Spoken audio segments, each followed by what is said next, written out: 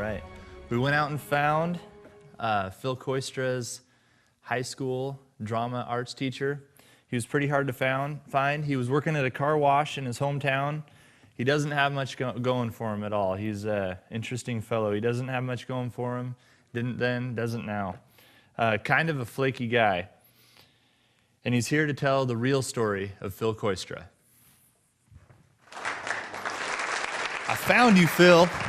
You stopped returning my calls. You changed your number. You even moved to Washington, but I found you.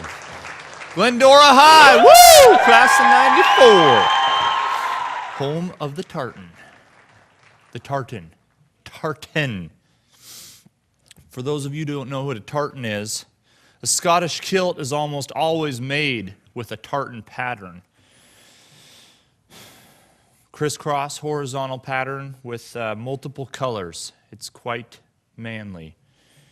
I almost wore one here today, but I couldn't find one at the Goodwill in my town, so wasn't able to.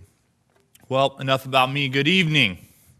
For those of you who don't know, I was Phil's drama arts teacher at Glendora High.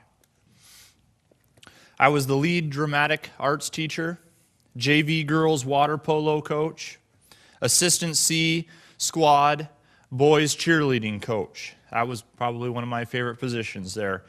So Glendora High, California, for those of you who don't know, that's God's country. You know, real estate is soaring out there. Home of the intimidating titans. Are you kidding me? Do you want to be attacked by men in kilts? Crazy talk. Crazy. Well, they asked me to speak here tonight and introduce Phil, and I almost pooped my pants. I'm not going to lie, I actually probably did. A little bit. I don't get out of Glendora very often. Mostly because I don't have a car. My bus pass expired 6 months ago, and I'm under home arrest. I held up a convenience store with a squirt gun when I was getting in character for a part I was trying out for Warner Brothers. Obviously, the police department didn't look too kindly on that. So anyway, I'm filming via satellite here.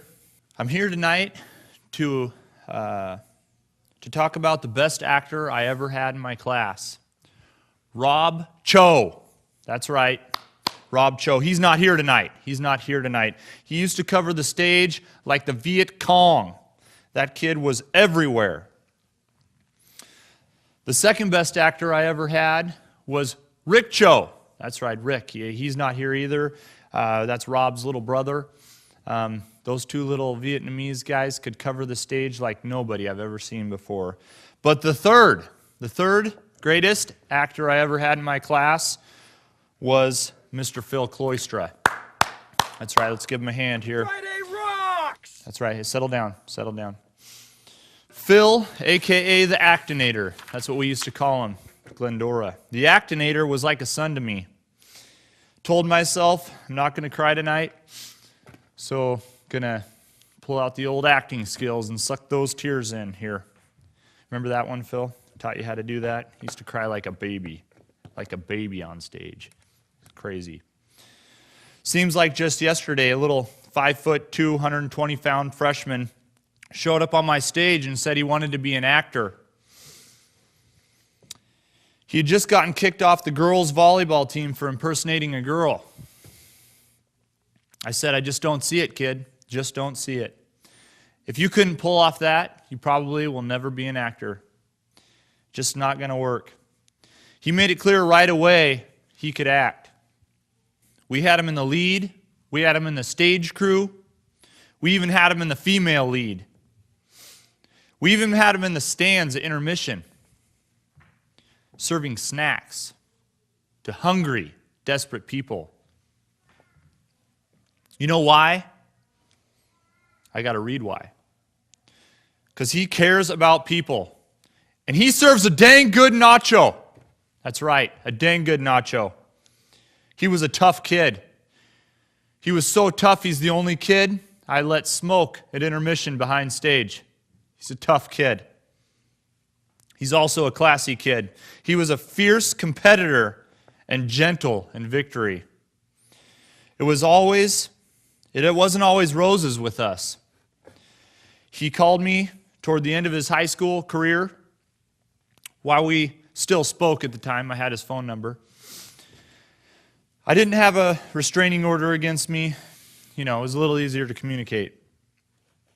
We were talking, and I said, Philly cheesesteak, actinator.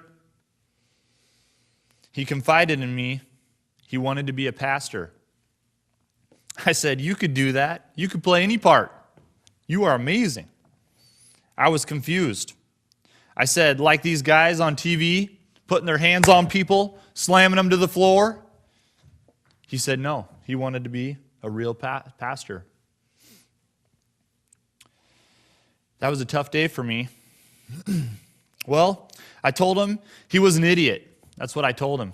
He was an idiot. And that he should take a part in this movie called Cocktail that was coming out. I had the papers for it, and I had some inside information for him to get the position. And I even told him, he should even look into Scientology. Well, instead, my rival coach at a rival high school had a alumni that took the position. His name was Tom Cruise or something stupid. The guy was a flake. Phil wasn't even comparable. Well, some of you know that Pastor Phil went on right after that to come in second place in a very major acting competition. He had all the potential to move on to Broadway, major movie presentations, unlimited potential. So needless to say, I thought the choice was really not the right one. Well, enough with how wrong he was. Tonight is a celebration of Phil. Okay, maybe I was wrong. Anyway. All right. Well, we are here tonight to celebrate the time we've got to share with Phil and Heidi Koistra. Present the Philinator, Phileas, with a token of our appreciation and tell him how blessed we've been to talk, counsel, hang out, teach, and share the gift that God is in his life, and he shares that with us. To present this token, I would like to call up Phil, and let's present him with a standing ovation.